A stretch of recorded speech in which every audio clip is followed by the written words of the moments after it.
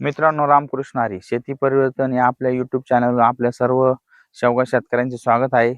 तर मित्रांनो, गेले 2 महिन्यापासून आपण शेवग्याच्या सेटिंगसाठी भरपूर असा प्रयत्न करत होतो. बऱ्याच मित्रांनी केला आहे.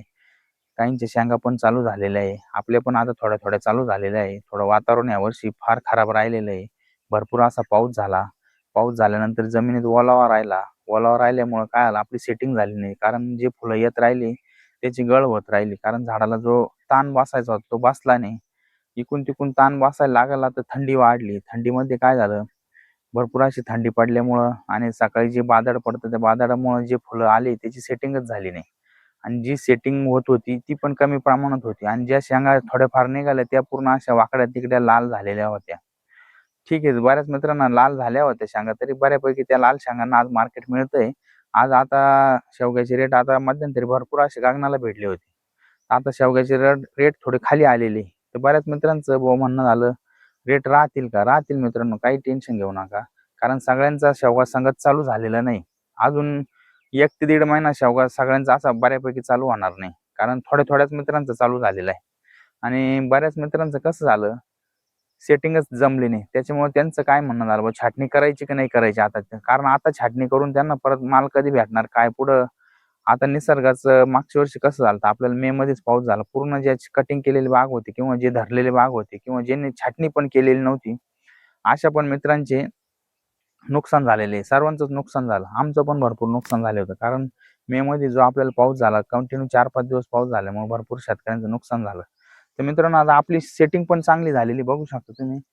पण आता बऱ्याच मित्रांचं काय म्हणणं झालं, सेटिंग झाली सर, हा माल फुगून आपल्याला कटिंग करायची. पण गेले 26 वर्षापासून मी शेवगा शेतीत काम करतोय मित्रांनो.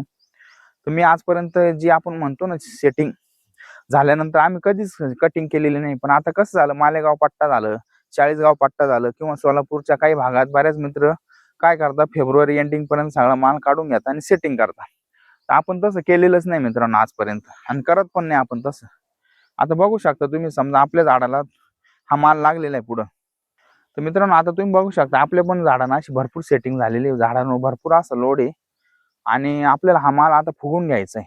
फुगून म्हणजे आपल्याला मार्केटला नेऊन याचे आपल्याला 2 पैसे नक्कीच मिळणार आहे. आणि आपलं पुढचं नियोजन कसं आहे मित्रांनो, आता याला आपण कटिंग न करता यालाच नवीन डीर फोडणार आहे आणि तो माल आपला परत एप्रिल मे मध्ये चालू होतो. तर बऱ्याच मित्रांचं म्हणणं झालं तर बुवा, मार्च नंतर बाजार पूर्ण मार्च महिन्यात मार्च एप्रिल मध्ये पूर्ण बाजार ढासळून जाते. बरोबर आहे मित्रांचं, त्याच्यात काहीच शंका नाही. कारण नंतर बाजार 20 रुपये 25 रुपयापर्यंत येतात. पण मित्रांनो, कसं आता इतके दिवस आपण जे शेवगा शेतीत काम करतोय, पण त्यावेळेस माल हा भरपूर निघतो.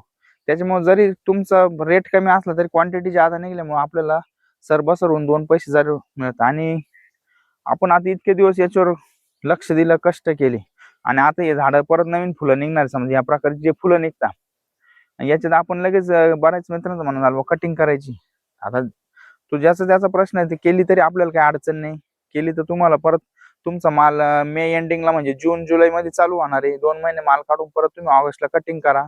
आणि दर वर्षी मित्र काय करताय, लवकर कटिंग करताय बाबा, लवकर आपल्याला अर्ली माल मिळेल, ते करू नका मित्रांनो.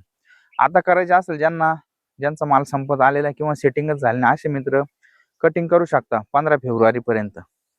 नंतर तुम्हाला तो माल पुढल्या 3 महिन्यात चालू म्हणजे मे एंडिंगला तुमचा माल चालून जातो. म्हणजे जून जुलै मध्ये तो माल तुम्ही विकून परत आपल्याला कटिंग करायची. अशा प्रकारे मित्रांनो नियोजन करायचं आहे.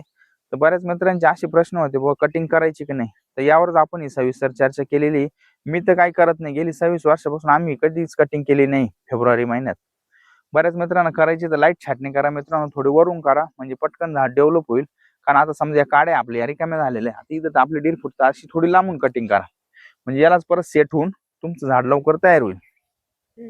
तर अशा प्रकारे मित्रांनो, ज्यांना कटिंग करायचे त्यांनी 15 फेब्रुवारी पर्यंत करा किंवा फेब्रुवारी एंडिंग पर्यंत करून घ्या, ज्या मित्रांना करायची. आणि नंतर व्यवस्थित असं बागेकडे लक्ष द्या, म्हणजे जेणेकरून झाड आपलं लवकर डेव्हलप झालं पाहिजे. कारण लवकरात लवकर आपल्याला परत माल मिळाला पाहिजे आणि पुढचं पण बाजार भावाचं नियोजन आपल्या हातात राहिलं पाहिजे. कारण आवक वाढल्यानंतर बाजार नक्कीच कमी होणार आहे, पण एवढे पण कमी होणार नाही. गेल्या माझ्या जे अनुभव आहे 26 वर्षाचा शेवगा शेतीमध्ये, शेवगा आजपर्यंत मित्रांनो फक्त लॉकडाऊन मध्ये जास्त खाली आलता. त्यावेळेस गिराईक नव्हतं, आपण मार्केट पर्यंत जाऊ शकत नव्हतो. तर नाही तर शेवगा हा सरासरी तुम्हाला सांगतो 25 रुपये किलो हा कधी पण विकलेला. आणि वल्ला माल आहे मित्रांनो, 25 रुपये किलो म्हणायला झाला, पण क्विंटलचा भाव 2500 रुपये होतोय.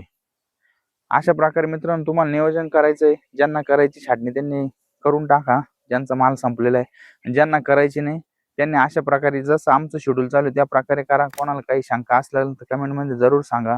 लवकरच तुमच्याकरता नवीन व्हिडिओ घेऊन येऊ. रामकृष्ण हरी.